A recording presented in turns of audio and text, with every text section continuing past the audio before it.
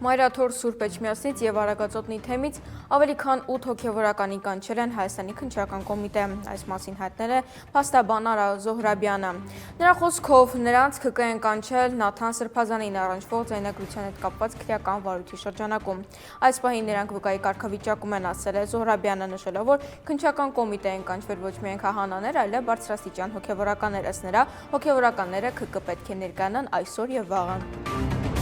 Երևանի ամանորյա տոնական միջոցառումների ձևավորման այս տարվա բյուջեն կազմել է 607 միլիոն 645 հազար դրամ։ Այս մասին հայտնել է Երևանի քաղաքապետարանի գովազդի վարչության պետ Արմեն Առաքելյանը։ Նրա խոսքով Երևանի տարբեր հատվածներում արվելու են տոնական ձևավորումներ, լույսերի վառման արարողություններ, լինելու է Սուրբ Ծննդյան տոնավաճառ, ինչպես նաև ձեռք են բերվելու գլխավոր տոնածառի համար նոր ճյուղեր եւ լույսեր։ Մեր մայր տոնածառի կոնստրուկտիվ մետաղական մասը նորմալ վիճակում է։ Անհրաժեշտություն է առաջացել ուղղակի ճյուղերն ու լույսերը փոխել, ասել է Առաքելյանը։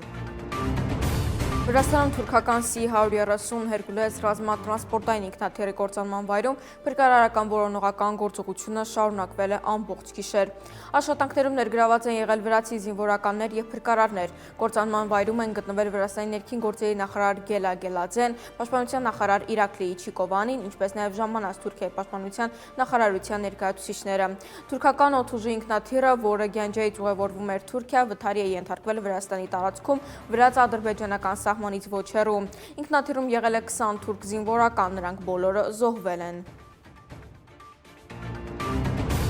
Հայաստանի վարչապետ Նիկոլ Փաշինյանը պնդում է, որ 2018 թվականին իրեն փոխվարչապետի կամ որևէ այլ պաշտոն չի առաջարկվել հեղափոխական գործընթացը հանդարտեցնելու համար։ Այսօր ազգային ժողովում լրագրողների հետ զրույցի ժամանակ նա որոշել է առիթն օգտագործել եւ վերապատմել 2018-ի ապրիլին այն ժամանակ վարչապետի պաշտոնակատար Կարեն Կարապետյանի հետ զրույցը, որը տեղի է ունեցել ԱԱԾ մեկուսարանում։ Երրորդ նախագահ Սերժ Սարգսյանը նոյեմբերի 7-ին ասել էր, թե Փաշինյանը 2018-ի շարժման ժամանակ Հայաստանում ԵՄ դեսպան Պյոտր Սվիտալսկին ասել է, որ իրեն առաջարկել են փոխվարչապետի պաշտոն, եթե ինքը փողոցը հանդարտեցնի։